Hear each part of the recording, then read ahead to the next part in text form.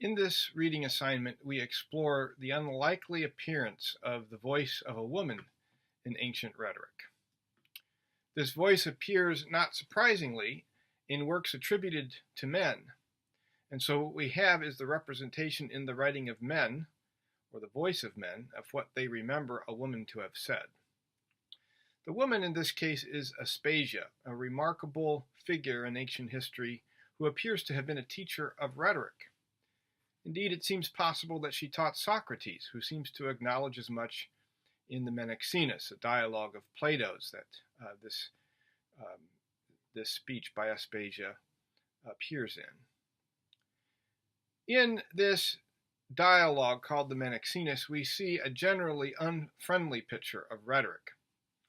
Remember that in sophistical rhetoric, we have a celebration of the way that language and speech are capable of showing the world first one way and then the other, the way language and speech can trick and seduce and transform. That is also the basis of a fully rhetorical view of the world. Philosophy, on the other hand, wants to control language to make it transparent, to make language a window to the truth rather than a kaleidoscope of changing colors and images and positions.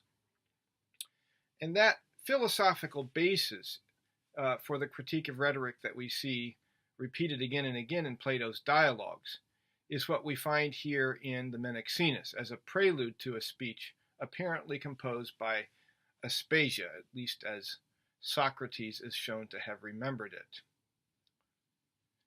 Here we have represented a discussion about an upcoming funeral oration, as Socrates discusses what should happen in a funeral oration with his students.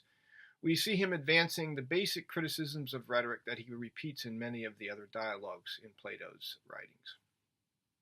What are the basic criticisms of rhetoric that Socrates advances here? Well, he complains that speeches are prepared rather than improvised. Speeches are based on expectation and propriety rather than on accuracy. For example, an orator at a funeral is expected to praise the dead person, even if the dead person didn't really do that much. You attribute great works, because that's the thing that you do at a funeral. Speeches are said to potentially steal souls, to seduce, to corrupt, and to overwhelm people. Speeches are said to embellish and create grand impressions. Speeches often engage in hyperbole, exaggeration. Certainly funeral orations are inclined in that way. Speeches create nationalistic spirit, a close identification with one's own nation rather than with the nation of the foreigners. Speeches are ready-made rather than responsive to reality, a kind of cookie cutter. These are the things that you should do at a funeral. These are the things you should do in a courtroom. These are the things that you should do in a public assembly. And so speeches tend to reduce reality to these cookie cutter approaches. Speeches are said to often be simply preaching to the choir, praising the Athenians among the Athenians. What is so great about that, Socrates is saying. Note that the funeral oration cited by Plato and spoken by Socrates here and attributed to Aspasia is an example of sophistical oratory as both display and pedagogy. There is a rhetorical theory being articulated in the process of actually displaying a rhetorical form. We find that the speech attributed to Aspasia teaches that in a funeral oration there are a number of things that it is proper to do, that an orator or a trained rhetorician should do during a funeral. For one, you ought to praise the dead and admonish the living. You ought to urge on the living the virtues exemplified by the dead, console the survivors. A funeral oration should praise the ancestors of the dead. The oration should praise the country of birth, the mother from which the ancestors and the dead were given life and identity. A funeral oration should praise the virtues associated with the mother country, perhaps the emphasis on such virtues as democracy and equality. A funeral oration should comfort the families of the dead, referring them to the love of the mother, the country that survives the dead. We might note here some things that distinguish Aspasia's rhetoric as a woman that don't really appear in other examples of sophistical oratory, at least not this prominently. In Aspasia's sample funeral oration, we have this metaphor of motherhood elaborated and extended. The earth of the country supports the citizens of the country just as the mother's milk nourishes a child, is a metaphor that we find there. There's this idea of what is sometimes called autochthony, the notion that a culture springs forth from the soil of a land.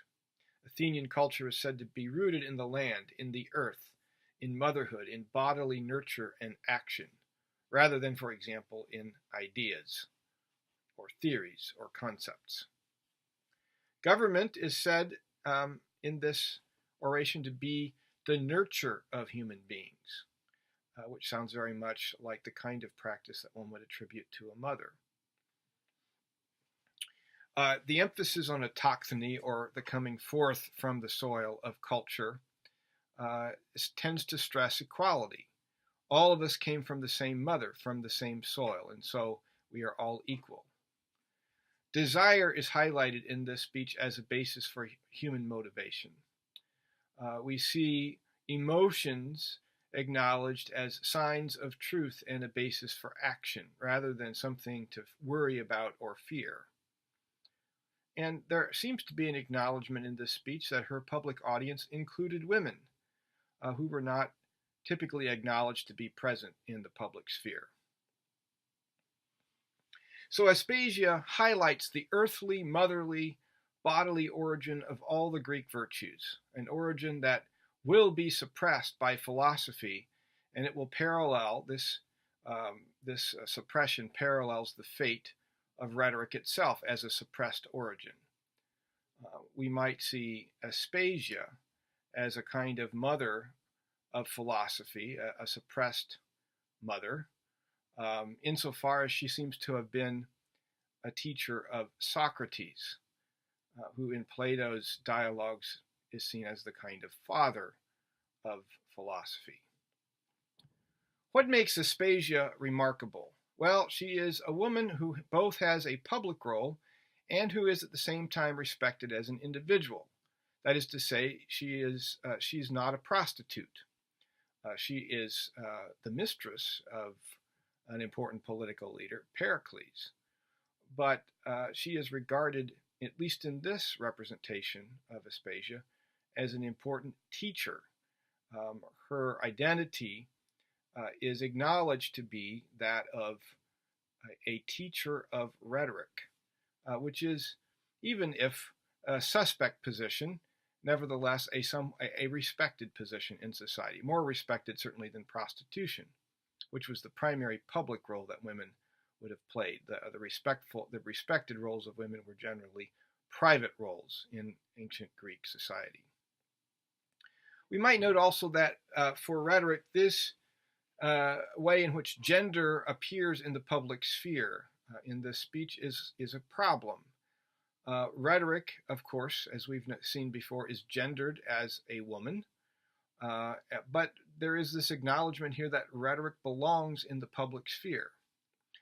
It's embarrassing, of course, that a womanly art seems somehow to be necessary in the public sphere. This is why I think Socrates and Plato are partly nervous about rhetoric. It's the seeming need for eloquence, the seeming need for ornamentation, the seeming need for beautiful language in order to speak the truth. But a woman speaking rhetoric, a woman teaching rhetoric in the public sphere, then from that standpoint seems doubly problematic and doubly embarrassing.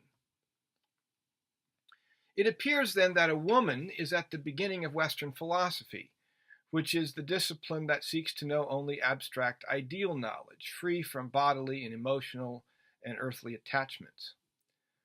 Aspasia taught Socrates, who taught Plato, who taught Aristotle. And so, as I've noted before, Aspasia seems to be the repressed other from which Western philosophy springs.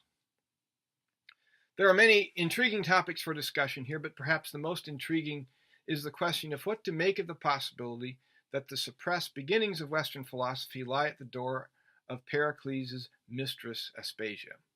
And given that Pericles is often considered to be something like the political father of Athenian democracy, what does it mean that many of his speeches seem likely to have been written by Aspasia?